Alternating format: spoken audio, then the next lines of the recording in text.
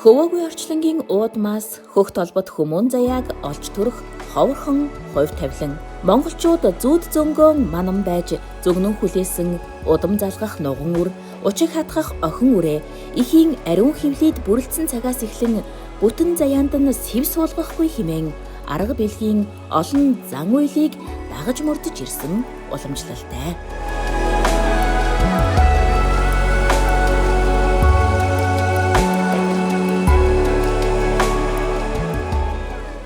Сайн байцгаана уу эрхэм үзэгчдээ. Монголчуудын соёлын бит болоод бит бус үеийн тухай үзүүлдэг Монгол Өв соёл хөтөлбөрийн шинэ дугаар үзэгч та бүхэнд хүрэхэд бэлэн болсон байна. Энэ удаагийн дугаартаа бид бүхэн хүн болгохын ёсон буюу үр хүүхдийг хүмүүжүүлэх Монгол уламжлалт, соёл, зан заншлын тухай ярилцахаар нэвтрүүлгээ бэлтгэж байна.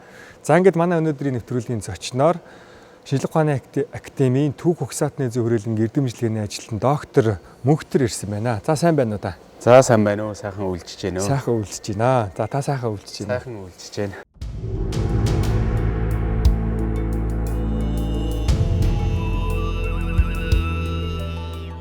Монголчууд ч юм бол одоо бас энэ шинэ хүнийг өгтөж авахдаа бас дэлхийн олон үндэстнүүдээс өөрийн гэсэн ялгамжаа ялгаатай ийм эртний соёл түүхтэй язгуурын ард түмнүүдийн нэг шүү дээ. Тэгэхээр монголчуудын энэ үр хүүхд хүмүүжүүлэх тухай яриагаа эхлэв. За баярлалаа. Тэгээд тэглгүй яг уу ер нь бол монголчууд гэдэг бол өн эртнээс нааш энэ өрх гэр бүл гэдгийг бол бүрэн дүрээр нь ойлгодог те зөвхөн 92 нийлээд гэр бүл үүсчдэггүй. Тэнд бол одоо үр хүүхэд нь адуу мал нь одоо бүх зүйл нь одоо бүрэн дүрэн байж аж энэ бол гэр бүл гэдэг ойлголтыг авдаг. Энэний бүр тодорхой жишээ гэх юм бол одоо залуу хосууд хорим найраа хийхэд бойтог баривчтай авдрыг хийгээд явуулж идэг. Ийм сайхан яс уламжлалтай ард юм шүү дээ. Тийм, монголчууд ч юм бол одоо арга билэг хосолж ийн одоо амьдрал ингээд бүтдэг. Хүмүүн заяаг олно гэдэг бол одоо бас энэ зүүнний өдөр дээр ийм арбай будаа тогтхын гэдэл ийм ховор хувь тохиолоо гэж одоо үр тогтхоос эхлэн л одоо хүүхдийг хүмүүжүүлдэг гэдэг нэг ийм яриа байдаг. Энэ одоо хэр шинжлэх ухааны үндэслэлтэй хэр монгол уламжлалын зүй тогтол байдаг юм бэ? Хүүхдийг одоо хүсэн зөгнөхөөс ахуулаад ингээд одоо ямар хэдэн хүүхдтэй болох уу, өнөр өртгөн болох уу гэдэг энэ нэг зүйрэл бэлэгдлийг бол дэлхийн олон ард түмнүүдийн дунд ийм ёслууд байна. Тэр дундаа бол монголчууд бол энэ талаараа бол их өвөрмөц онцгой ийм одоо соёлтой ард түмэн байж байгаа.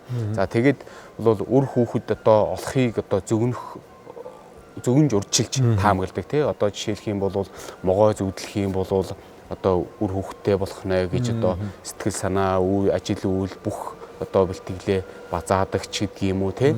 За мөн одоо жочингийчин айл хонрын хүүхдийн одоо үйлдэл одоо үг хэл энээс л бол бэлэгшээх байдаг юм уу, жирэмсэн хүн бол одоо хатуу үйл хийж болохгүй, дээс томж болохгүй ч гэдэг юм уу те.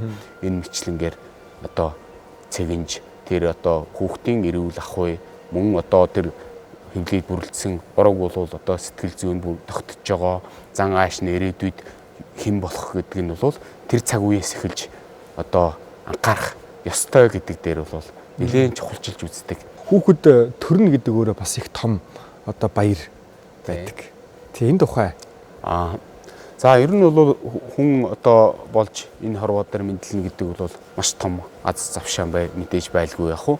Хүүхэд төрөхөд бол монголчуудад бол одоо тухайн өрх гэрийн бэлтгэлээс гадна айл сайхалтынхан хүртэл бол тэнд бол шинэ хүнийг хүлээж авахд бэлтгэж байгаа штэ тий. Шинэ хүн одоо мэдлсэн одоо ороолгон хүүхэд тогтдгоо айл байх юм бол тэнд бол 20 цэрийн дээс татцсан байхад орохгүй. За мөн одоо дөнгөж төрсөн ихтэр бол орж одоо тэр гортгох гэдэг юм уу элдв хангаа ямиг цээрлж байгаа. Тэр гэр доторх одоо тавилга гэд зүйлсийг хүртэл цэгцэлсэн байж байгаа жишээтэй. Хүн одоо хүүхэд төрөхөд бол одоо төрөх ёстой орон зай гэж бас байж байна. Ер нь бол ихвчлэн баруун хатвч руу арга дэвсээд за тэндээсээ гадна одоо үннээс одоо дүүжлүр байдаг юм уу ийм зүйлсийг зүүж ийм бэлтгэсэн байж идэг. За тэгээд их олон цагаараа өвдөж одоо төрөхгүй байх юм бол тэр өрхний осрыг оруулж авчуулдаг. За бусад одоо тэр баавгаан савраар домнох ч гэдэг юм уу. Энэ мэтлэнгийн одоо тийм маш олон баялаг арга, дом, зан үйл зарим нь бол бараг өнөөгийн шинжлэх ухаанч ч гэсэн хэлбэр нь өөрчлөгдсөн явж байгаа. Онцгой одоо тийм ороолгон хүүхдтэй айлтал бол одоо аав нь хүүгийн хад чулуун дээр тавьж ягаад одоо тас авчиж ингэж ээж нь хүүгийг атгаж ингэж одоо хүү таслах ёс байж байна. Хүйг таслаад зүгээр шууд одоо ихстэй цуг орхихгүй хүйгийг хадгалдаг тий. Хүйгийг хадгалаад одоо хожим одоо чихээр нь хатгах гэдэг юм уу элдв одоо хүүхэд ороох үед өвчин тусах үед л тэрүүгээр нь эмчилгээд одоо хийдэг ийм тогтцсон одоо ёсууд байж байна. Энэ нь өнөөдөр ч гэсэн одоо ангаахын шинжилгээ ухаанд бараг үүдлэс гэдэг юмыг яриад яхад бид нар бас тэрийг нэг нарийн төвшөнд ягаагүй ч гэсэн ер нь бол энэ хүүгээр дамждаг энэ үүдлэс хүнийг хожуу одоо өвдөж яхад нөхөн сэргээх тэр мөгөөрсийг сэргээдэг ч гэдэг юм уу ийм зүйлийг бол алерт нээгээд мэддэг мөрддөг ийм уламжлалтай байсан юм шиг.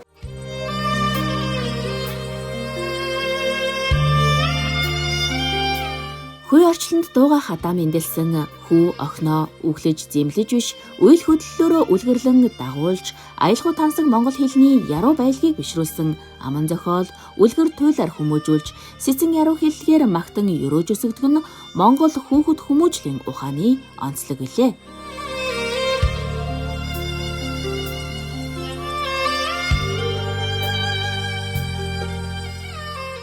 Одоо нэг хүмүүжлийн арга хэлбэрүүд байна шүү дээ. Орчин цагийнхаар бол одоо дидактик сурган энтер гэл ингээ явж шүү дээ. Энэ бол одоо ингээд яг гэр бүлийн хүрээнд, өрхийн хүрээнд, гэрийн хүрээнд, одоо нэг бүлэг айлын хүрээнд, ураг удмын хүрээнд юу нь яаж явдаг байсан юм бэ? Дараа нийгмийн хүрээнд том ойлголтоор.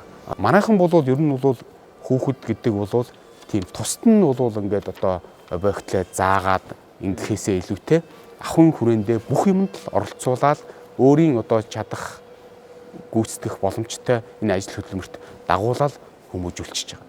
Тэгээд тэр тухайн хүний бол одоо нөгөө нэг зорчих орон зай хүртэл бол насанд нь хязгаарлаж байгаа шүү дээ. За нэг 2 нас хүрээд одоо элдв гал хөс юу байдаг юм уу ийм аюулд өртөх боломжтой магадaltaй үед нь бол уяанд оруулчихна. За түүний дараагаар нь бол 3-4 наснаас нахуулаад ишиг хураг зөөлгөгч байдаг юм уу ингээд 5-6 наснаас нахуулаад хурдан морь унуулаад ингээд л зэрэгцээд л ерөөсөн чи нэгэнт хүн бол төрсөн юм чинь энэ хөдөлмөрт дадах ёстой гэсэн нөгөө практик онл хоёр нь бол бараг зэрэгцээл явж байсан. Тэгээд л орон магадгүй тэр үлгэр туйл бусад одоо сургууль хүмүүжлэрээ ингээд явцдаг. Өдөр тутам алхам тутамд нь үйлдэл дадлаар ингэж сурах энэ хүмүүжлэл бол ер нь бол монголчуудад өнөөдөр ч гэсэн хэрэглэхгүй байна гэж бас болохгүй л дээ. Өнөөдөр бол яг хязгаарлагдмал нөхцөл хэрэглэгдэж байна. Зарим одоо залуу эцэг хүчүүд бол энэ дадал сурах арга ивэ олохгүй байж магадгүй тий. Уул нь хүүхдийн ч одоо ингээд нэг хэдэн сарчулгаа хойчвол тэр чинь бас нэг юм доктор сууршилтай нэг юм нэг буйртайч болчт юм даж гэж шиг тий. Энэ дээр та ямар саналтай байдаг вэ? Хүний хүсэл хязгааргүй шүү дээ. Түүнтэй адилхан тэр дөнгөж одоо хорвоо ертөнцтэй танилцж байгаа, танин мэдж байгаа нөхөрт бол ерөөсөн тэр бүх юм сонин. Гэр дотор байгаа одоо галанч сонин, усанч сонин, өөр бусад зүйлсэнч сонин. Тэгтэр бол тэрийг бол тэр доктортой юмыг ажиглуулах, доктортой нэг байранд одоо суулгаж сургах ч гэдэг юм уу. Тэгээд юмд төвчээр суух те хүлээцтэй байдалтай одоо хүлээцтэй хандлагатай өсгөх. Ингээд л бол энэ хүүхдийн уяа гэдэг бол маш чухал зүйл байж байгаа. За тэгээд л хүүхдийн уяагийн чинь бас энэ 3 аюулаас хүүхдийг авардаг гэдэг штэ тий. Ер нь осол эндэгдэл талаас нь ч гэсэн ийм давуутай байж байгаа ч штэ. Тэгэл хүүхдийн уяатай холбогдоод яхах юм бол маш олон одоо хорио цээр ёс заншлууд байж штэ тий. Хүүхдийн уяа хийхдээ бол ангит бугын одоо үхий тэгээд орсон буурын зогдроор шүлжиж хийвэл тэр хүүхдэд л бол одоо их маш ээлтэй сайн байдаг ч гэдэг юм уу гэл бэлэгдэл талаас нь ч гэсэн юм. За тэгээд өнөөдөр бол яг уу орчин нөхцөл нь өөр болцсон хүүхэд уях боломжгүй гэж болж хэлэхэд л бол хэцүү л дээ. Бид нар хэрэглэхэл байцнаас биш энэ хүүхдийн уяаны хүмүүжлийг бол аваад яхад л бүрэн боломжтой. Бас энэ монголчуудын яг энэ хүүхд хүмүүжүүлэх арга зүйн энэ гол ухаан гэх юм уу одоо ч нөгөө нэг философи гэж ярьдаг шүү дээ. Гүн ухаан нь ер нь яг юунда байдаг гэсэн юм бэ? Тэр хүн хамгийн эцэст одоо ингээд нэг юм 18 нас хүрээд өөрөө өрг тусгаарлаад ингээд явхад тэр хүн ер нь ямар байвал зүгээр гэж нэг нийтлэгээрээ ойлгодог тийм ойлголт байдаг юм бэ? За ер нь бол нэг Монгол өвгөнд нэг юм байдаг тий. Аав ээж хоёр чинь чамтай мөнх байхгүй шүү дээ. Үндсэндээ бол тэрийг бол тэр хүн бол ямар ч одоо тийм нөхцөл байдалд яхад биедан асан байх чадвартай тэр бүтээлч бие даах чадвартал сургах нь ерөөсөө чухал байгаад байгаа. Нүүдлийн мал аж ахуй эрхэлж байгаа нөхцөлд бол хүн болвол үндсэндээ бол маш олон одоо дадал чадварыг эзэмссэн байх яг зайлшгүй шаарддаг штеп. Гэтэл бол сүүлийн үед бол ийм маш сонин ойлголтууд гарч ирж байгаа штеп. Нөгөө хүлэмжийн хүүхэд, өрөөний хүүхэд ч гэдэг юм уу те. Хүлэмжийн ургамлыг ч нөгөө өдөр болгон услахгүй л өгдөг штеп. Яг тэрнтэй адилхан ийм бие даах чадваргүй ийм хүн болж байна. За Японд гэх юм бол нөгөө өрөөний хүүхэд гээд нийгэмшиж чадахгүй ч гэдэг юм уу иймэрхүү юм гарч байгаа штеп те. Манай ч гэсэн энийг бол бас ингээд хизээ мүдгүй ороод эрхийг бол үүсэх аргагүй штеп. Тэгэхээр бол бид нар энэ уламжилт хүүхдийн хүмүүжлээ орчин үеийн хотчлт энэ нийгэм соёлынхаа орчинд яаж одоо авч үлдэх үү, яаж сургалтандаа хэрэглэх үү гэдэг дээр бол маш их анхаарах нь зүйтэй юм шиг. За танд баярлалаа. Бид бүхэн өнөөдөр бас одоо хүн болгохын ёсон буюу одоо энэ үр хөвгтэй монголчууд ер нь яаж угтаж аваад ер нь яаж өсөгдөг. За тэгээ одоо энэ нийгмийн амьдралд оруулахдаа одоо уламжлалт байдлаараа ер нь яаж энэ уламжлалаар оруулдаг байсан энэ тухай ярилцж байна. За ярианыхаа төгсгөл асуухад өнөөдрийн одоо энэ эцэг эхчүүд өнөөдрийн Монголын нийгэмд одоо энэ хүүхдээ өсгөхдөө те одоо таны судлаач хүний ажигласнаар ер нь монголчуудад одоо ямар одоо давуу тал байна. Ямар түгээмэл одоо ийм сул талууд ер нь ажиглагдсан бэ? За яг хуу давуу тал гэх юм бол маш олныг дурдж болно. Өнөөдөр бол бас их үрийн эндэгдэлч байдаг юм уу? За тэр хүүхдийн одоо шин тэжээлийн хангалт гээл ахуй орчин гээл бүх юм амьдрал шалганд олцсон шүү дээ тий. Эднэр бол маш олон давуу талууд байж байгаа. За нөгөө талд нь бол бас жаахан сөрөг дутагдaltaй талууд байж гэн тий. Тэгээд одоо нэг тийм хүүхэд гэдэг бол үндсэндээ бол зөвхөн аав ээж хоёр л хүүхдийг хүмүүжүүлж анхаарах, асрах үүргийг хүлээчихэд. Гэтэл бидний уламжлал дээр бол аавын үгүйд ах нь аав, ээжийн үгүйд эгч нь ээж гэд ярьж байгаа шүү дээ. За танд баярлалаа. Бид бүхэн өнөөдрийн одоо Монгол Улс өвлөлийн нэвтрүүлэгтээ бас хүүхэд хүмүүжүүлэх, за тэгээ монголчуудын бас хүүхдтэй холбогдох зан заншлын тухай ярилцлаа. За ингээд таны бас судалгааны ажилд амжилт хүсье. За баярлалаа. Та бүхний уран бүтээлд бас амжилт хүсье. За баярлалаа. За их үзэгчтэй Монгол Улс өвлөлийн хөтөлбөр та бүхэнд үргэлжлэх хүрч байна.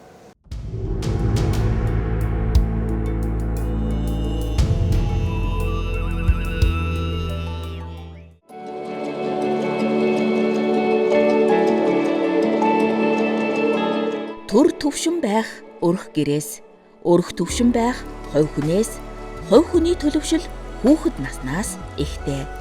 Монголчууд хүүхэд хүмүүжлийн арвин баялаг арга ухааныг эмээгээс ээжид, ээжээс охиндоо дамжуулан уламжлуулж ирсэн ард түмэн.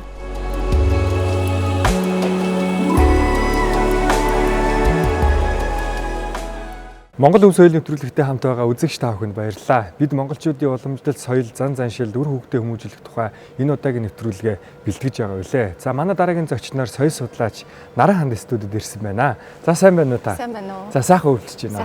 Сайхан үйлчилж байна. Монголчуудын үр хөвгтэй хүмүүжүүлэхийн соёл уламжлалын тухай яг онцлог нь юу юм бэ гэдэг тухай хоёул яриагаа эхлэв.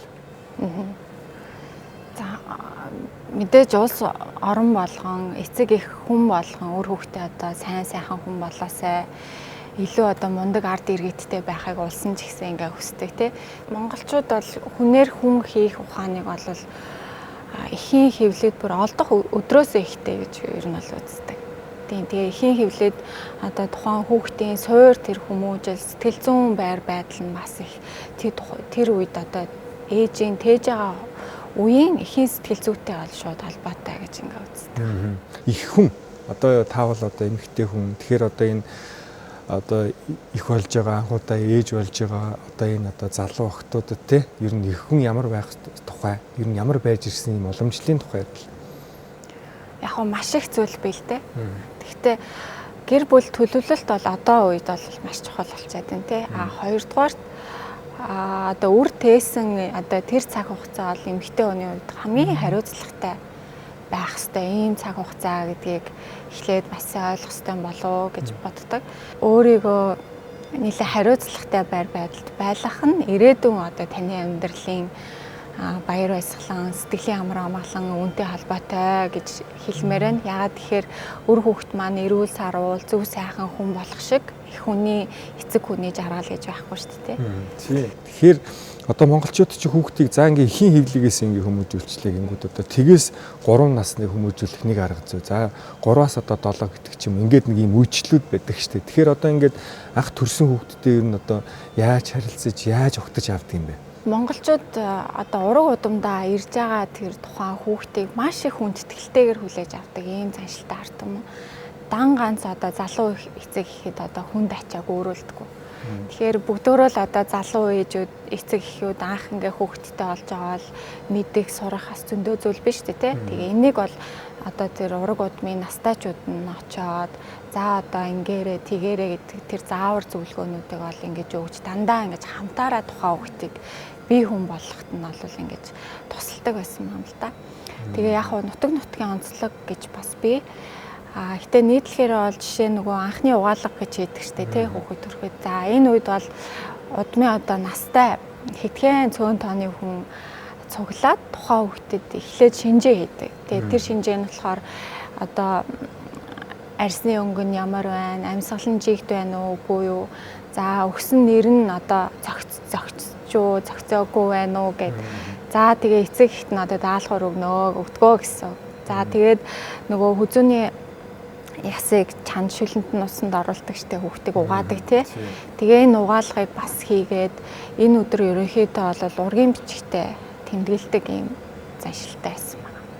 За тэгээ энэс ихсүүлээд ер нь бол жирийн Монгол иргэн гэхэд одоо амьдралынхаа туршид 4 том баяр наадмыг бол хийдэг. Анхны угаалга байна тий. За тэгээ дайх үргэлэг байна. Тэгээд эрт үед бол энэ 7 насны шинжээ гэдгийг бол хийдэг байсан. За ингээд 18 нас хүрээд одоо гэр барьж одоо 20 найраа хийн гэд ингээд 4 том найрыг бол ямар ч одоо Монгол улсын иргэн болгон гэж хийдэг байсан юм л та. Хүүхдийн найрууд дээр нөө дандаа өсөж үржихийн бэлэгдэлтэй бэлгээ өгдөг штеп. Дандаа төлөөх өгдөг ч гэдэг юм уу те. За ингээд 18 нас хүрэхэд бол тухайн хүүхэд нь зөв хүмүүжил төлөвшөлтэй. За тэгээд өөрийн гэсэн цахин зарцуулах малтай. За тэгээд одоо ээж аав нь гэрийн бариад өглөө нөгөө гэр нь тавилгын ингээд өглөө. За адуу малын ингээд бэлтлээ. 18 нас хүрээд бие хүн болсон нэг хүүхэд ихэд өөрийн гэсэн бүтэн гэр оронтой одоо адгуулах малтай, хураасаа өв хөрөнгөтэй ийм л одоо нэг хүнийг бэлдэж өгөөд тэгээд ер нь бол шижир алт мэт тийм одоо сайхан ард иргэдэг болол өсгөж хүмүүжүүлж чаддаг байсан юм байна гэдгийг одоо ингээд судлаад явж байхдаа олон мөлөө ойлгоод л явчихна. Хоймор тусах тонны наранд эрхлэн бойжох бяцхан үрээ баг гэлтгүй. Өглөө мандах нарнаас үчийн бүрийн хүртэл дэрэгдэн хийх үйлдэл хэлэх үгээрээ ажил амьдралд сургаж таниулдаг нь дугуй гэрт цаг ямагт гэр бүлийн бүх гишүүд хамтдаа байдаг монголчуудын амьдралын онцлогоос үүдэлтэй.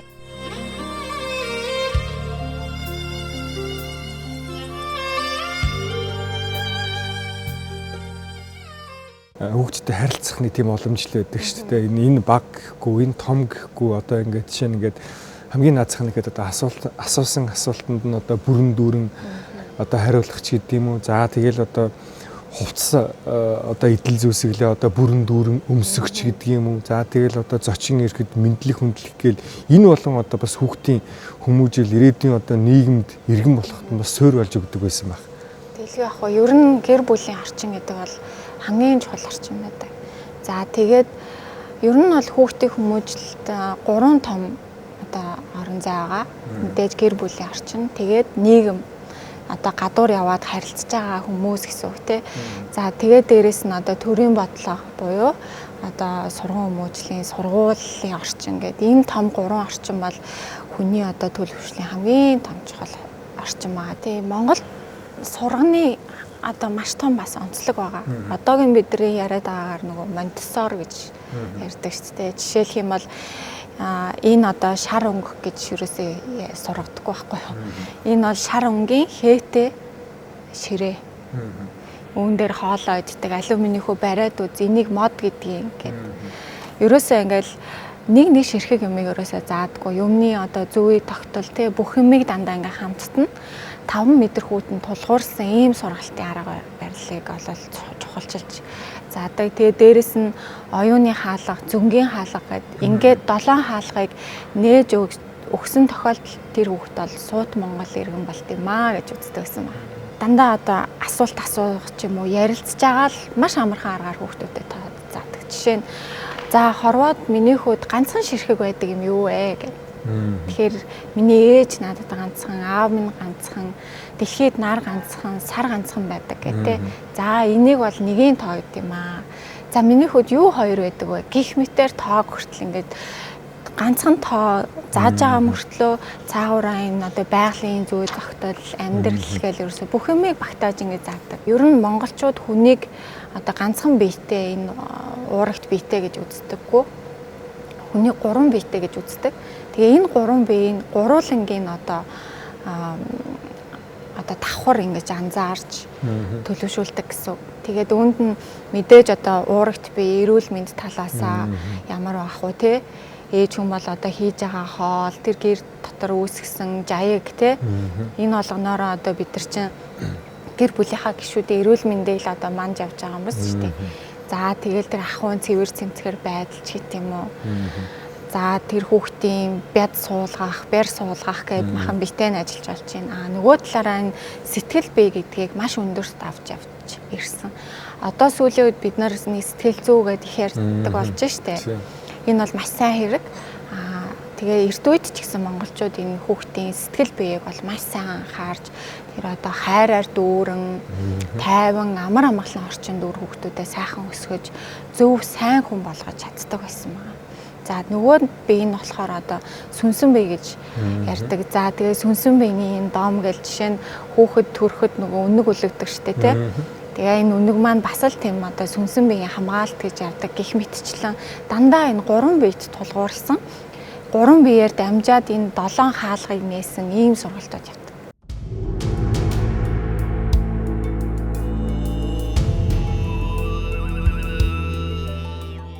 Өнөөдрийн одоо монголчуудын энэ өнөөдрийн нийгэм те бид ч одоо бас энэ 21-р зууны өрөнд орны холилдсон энэ олон ийм зөвлөөнүүд дундаас одоо ер нь та ингээд нэг ийм залуу гэр бүлч гэдэг юм уу ер нь өнөөдөр монголчууд зөвлөл ер нь энэ хүүхдийн уламжлалаараа хүмүүжүүлэх орчин үетэй ингэж нийцүүлэх тал дээр ер нь юу зөвлөвөл зүгээр вэ?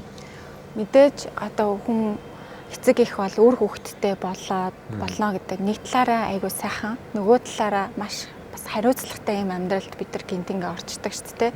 Тэгээ бидний ялангуяа бидний үе бол мэдгүй чадахгүй юм маш их байдаг. Яаж хүүхдээ зөв өсгөх юм бол гэд нэг осонд айгүй том тийм бас сэтгэлийн юм шанал яваад байдаг л та би өөрөө нөгөө ээж хүн болохоор маш сайн мэднэ нэг. Тэгэхээр ер нь бол судлах хэрэгтэй. Ер нь ирээдүйд манай хүүхэд хэн болох бол надад ямар чадвар байгаа вэ? Юу нь одоо манай удамд сайн байдаг вэ? Нөхрийн тал маань ямар вэ? Тэгэхээр бит хоёрын дундаас ямар хүүхэд мэдлсэн байх боломжтой вэ гэдгийг ер нь бол тооцоолж гаргаж болдог. Тэгээд ер нь бол энэ нөгөө шинжээнүүдээр хүүхдүүдийг шинжээ. За одоо энэ хүүхд маань ирээдүйд одоо эрдэм номын хүн болох юм байна ч гэдэг юм уу ийм шинжээг бол хийдэг байсан юм л да.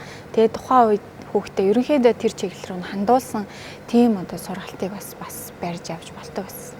Тийм тэгэлгүй яг одоо энэ монголчууд чинь зүн совин одоо зүн бэлэг гэхээс илүү тийм прагматик ард юм шүү дээ. Амьдралын туршлагаараа шалгарч гисэн дээ. За манай энэ одоо малд нүдтэй хүүхдтэй гэхэд тэр хүүхдүүл одоо тийм малчин болох магадлал өндөр шүү дээ. Манай энэ бол одоо гарын дүүтэйдээ гэхэд тэр хүүхд тэр чиглэл рүү нь одоо ингээд ерөнхийгөөрөө ингээд чиглүүлээ явчихна шүү дээ. Тэнгүү тэр хүүхд өөрөө тэрийг багаас ухамсарлаад манай энэ бүх болох юм байгаа гингүүт нөгөө багаас сэтгэл зүйг нь бэлтжиж шүү дээ.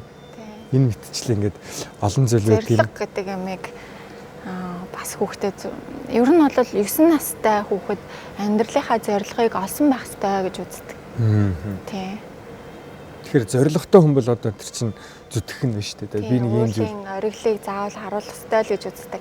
Уулын ориглоо харцсан байгаа хүүхэд бол тийшээгээ ямар цаад бэрхшээлийг даваад ингээд явах боломжтой. Өсвөр наснд нь бид нар одоо гэрээсээ алдахгүй гэсэн үг байна шүү дээ. Тийм байна. Тэгээд дээрэс нь аав ээж маань ямар зоригтой байлээ гэдгээ бас сайн мэдэх хэрэгтэй. Манай гэр бүлийн зориг гэдэг.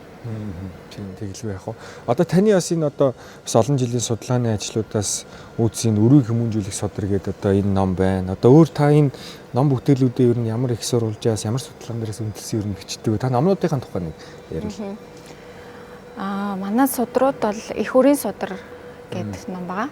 Тэгээд дараа нь энэ өрийг хүмүүжүүлэх судар маань гарсан. Тэгээд хамгийн сүүлд эхнэр хүмүүний судар гэдэг юм 3 судар маань гарсан.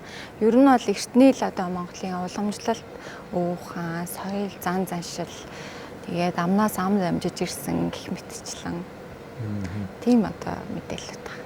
Таны яриаг сонссон одоо ингээд нэг юм хүмүүсээс те одоо уншигчдаас гэдэг юм уу танд одоо хамгийн их ирсэн асуулт ч гэдэг юм уу би н одоо жишээ нь таны бэжүүд саарч байдаг юм уу те нэг ингүүл зүгээрөө би нэг ингэчлээч гэдэг юм уу тийм хамгийн тийм нэг түгээмэл асуулт юу н байдгүй. Түгээмэл асуулт нөө дайх үргэх асуулт юм байна. Яаж дахиад зөв үргэх вэ? Дайхыг яаж үргэх үү? Хизээ вилээ? Одоо манай хүүхд 4 настай тэгэхээр яах вэ? Энэ талаар их асуудаг манайхаа.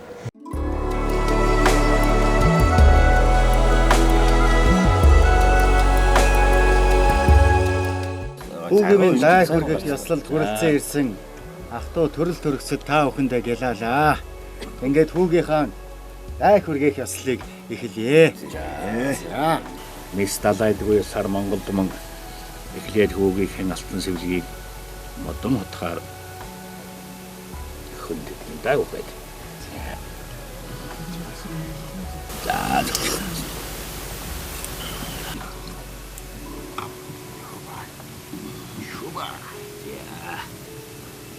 За миний хөө. Авгаван алтан хайчаар алтан сэвлэгээр байлаа. Мөнгөн хайчаар мөн сэвлэгийн хөндлөө. Миний хөө алтан наран дивэ гэж мөнгөн сарнд ачлагдж яваа. Утнасч удаан жараа.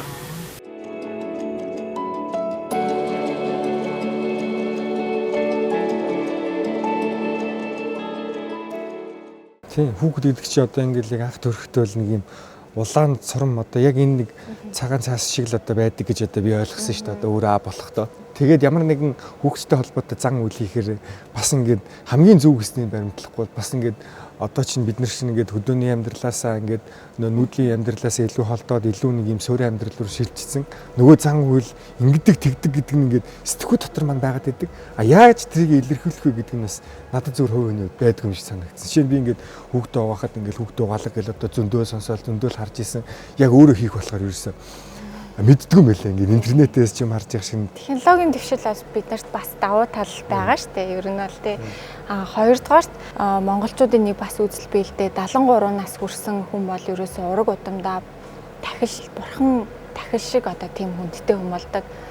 49 нас хүртлээр арга талаар амьдардаг бол 49-оос дээш бэлэг талаар одоо сүнсний хөгжил явагддаг гэж үздэг. Тэгэхээр 73 нас хүрсэн хүн гэдэг бол арга бэлгийг ингээ хослуулсан, амьдралыг таньж мэдсэн ухаантан байдаг учраас одоо тэгээ бүгдээрээ бас өв соёлоо сайн мэдтгэл эмээ болгохын тулд байх хэрэгтэй. Тэгэл мэдээж үр ачтаа бас бид нар чинь хамгийн том нөлөө үзүүлэх хүмүүс болно шүү дээ. За танд баярлалаа.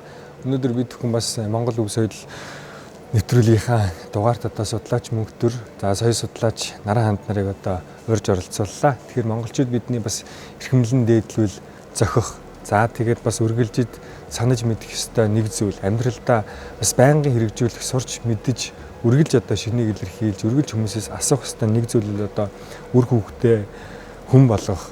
За тэгээд одоо хүн болгохын ёсон гэдэг бол одоо хүний амьдралын хамгийн чухал зүйл юм а гэдгийг одоо санаж мэдж явах ёстой тухай энэ удаагийн дугаараа бэлтгэлээ. За Монгол Өв соёл хөтөлбөртэй хамт байсан үзэгч та бүхэнд баярлалаа.